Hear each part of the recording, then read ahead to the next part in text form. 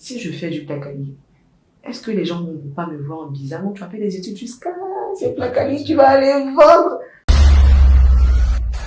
Alors, moi, je me pose une question fondamentale que tout entrepreneur se pose au début du projet, c'est est-ce que ça va marcher? Et je voudrais avoir ton état d'esprit quand tu t'apprêtes à te lancer dans un mets qui est vieux comme la Côte d'Ivoire, on pourrait dire. Est-ce qu'à un moment tu te dis, ou bien est-ce que quelqu'un même, par bienveillance ou bien par malveillance, t'a dit, tout le monde aime placali, ça va pas marcher? Est-ce que tu t'es dit que c'est tellement commun, entre guillemets, que ça pourrait ne pas marcher? Alors déjà, l'avantage avec moi, ou peut-être l'inconvénient, c'est qu'en business, j'ai pas d'état d'esprit. Quand je me lance en business, je me lance sans pour autant regarder en arrière ou à côté. Quand je me fais, on me traite comme souvent de têtu, de très têtu. Oui, de très borné. Quand j'ai une idée en tête, je suis fixée sur l'idée. Vraiment, à part le Seigneur qui peut me décourager, quand j'ai une idée en tête, je me dis automatiquement que ça vient du Saint-Esprit.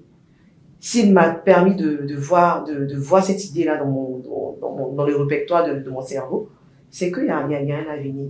Et le placali, je me suis dit, si je fais du placali, est-ce que les gens ne vont pas me voir en bizarre? Non, tu as fait des études jusqu'à ces placali, tu vas aller vendre.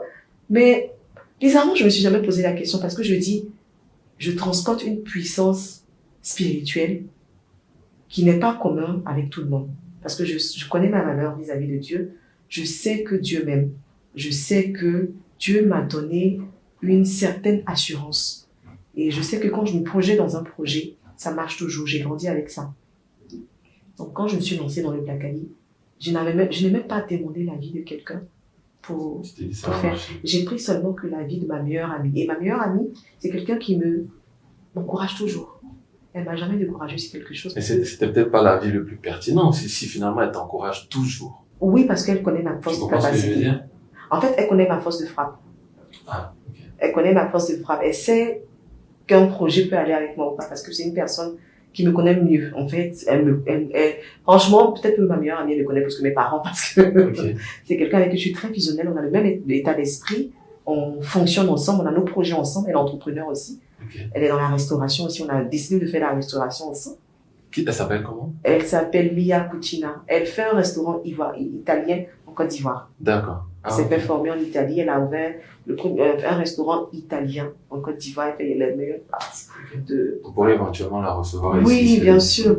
Et je comptais vous le signifier. D'accord. Oui, c'est une jeune voilà. Donc, dès le départ, placali, c'est vrai, c'est banal, entre guillemets. Oui.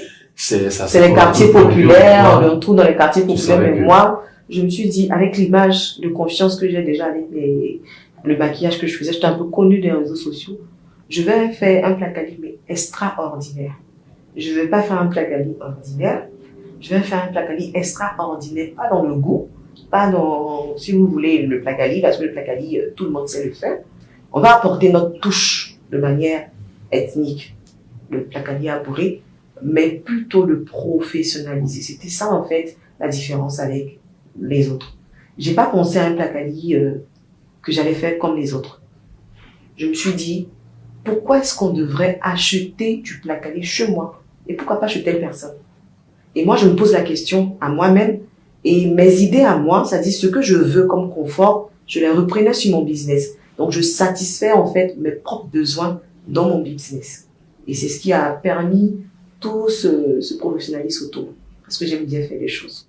Alors, si je comprends bien, en t'écoutant, tu as pris quelque chose qui existait déjà. On peut même dire qu'il était banal. Le placali, c'est comme le garba. C'est banal. Banal dans le sens où on trouve ça un peu partout. Et tu t'es dit, je vais faire la même chose, mais je vais innover. Et l'innovation que tu as apportée, c'est le cadre.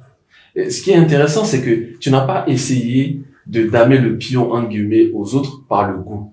Est-ce que c'est parce que tu te dis qu'il y a des mamans dans des petits coins d'Abidjan, dans des petits secteurs, qui font un excellent placali? Mais je vous assure que nos mamans dans les gloglos là, mais mais ma tante elle était dans un gloglo.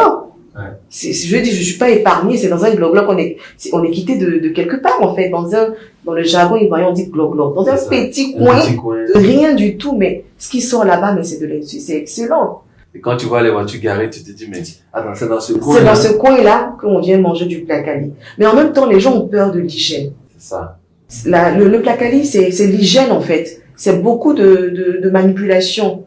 Beaucoup de manipulation. Et moi, c'était en fait ce que je voulais apporter.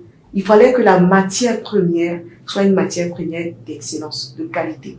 Et c'est en ce moment-là que j'ai pensé au champ. On y reviendra. Voilà. Donc, pour moi, c'était si vous voulez, relever ce défi d'hygiène-là. Je dis pas que nos moments ne sont pas, mais on pense que souvent, c'est pas l'hygiène. Souvent, elles sont très propres, mais le cas de fait qu'on n'a pas confiance. C'est ça.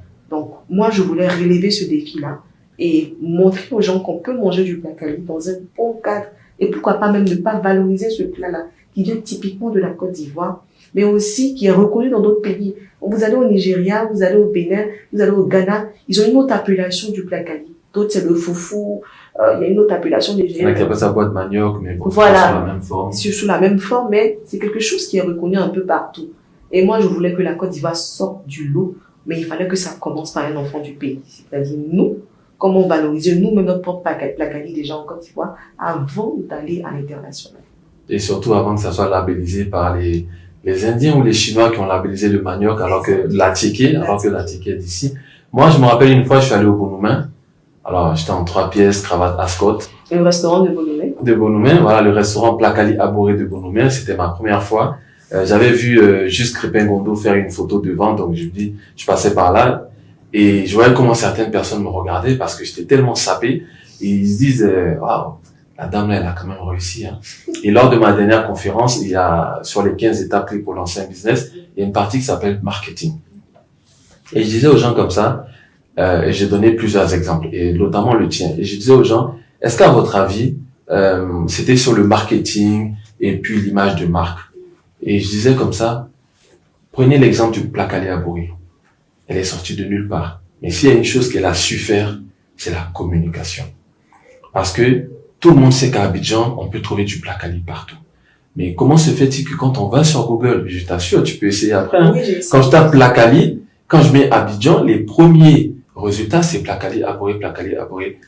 D'où est venue cette science du marketing et de la communication qui fait qu'aujourd'hui, tu es la référence du placali ivoirien et après on en parlera peut-être même du placali africain. Déjà, je dirais que le mood ou le feeling du marketing est venu déjà de ma formation et de ma personnalité. De ma personnalité, parce que je suis une grosse challengeuse. J'essaie toujours de sortir du lot où on ne m'attend pas. Souvent, comme on dit en jargon ivoirien, on sort dans le dos. Voilà. On sort dans le dos. On sort dans le dos. Où on ne m'attend pas, j'essaie toujours de sortir. Pour moi, c'était un peu un petit jeu. J'aime bien me donner des défis. Personnellement, c'est comme ça que je suis. J'aime me donner des défis, mais des défis constructifs, des défis qui vont me permettre d'avancer. Et c'est comme ça que le feeling, le mood du marketing a grandi en moi. Et je me suis dit, un plat qui n'a pas forcément de la valeur, parce que c'est un plat mangé dans nos ménages, dans les quartiers populaires. Si j'arrive à mettre ce plat à un niveau top, je pense que je marquerai l'histoire. Et c'est cette idée-là qui m'animait et qui m'anime toujours d'ailleurs, parce que je veux toujours impacter ma génération, impacter le monde de la restauration.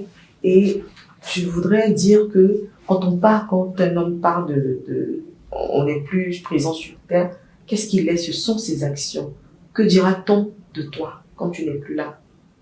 Qu'est-ce qu'on retiendra de toi quand tu n'es plus là? Est-ce que Dieu veut que je sois le canal par lequel quelqu'un soit motivé à entreprendre? Quelqu'un sorte de sa petite coquille pour pouvoir mener une activité? Est-ce que Dieu veut que je sois le canal par lequel une personne désespérée parce qu'il a investi, il n'a pas su trouver la voie de l'entrepreneuriat, est-ce que Dieu veut que je sois ce canal-là pour être la réponse en fait à toutes ces personnes qui se posaient des questions? Je voulais montrer qu'on peut partir de rien du tout et devenir, si vous voulez, la pièce maîtresse qui va résoudre tous les problèmes.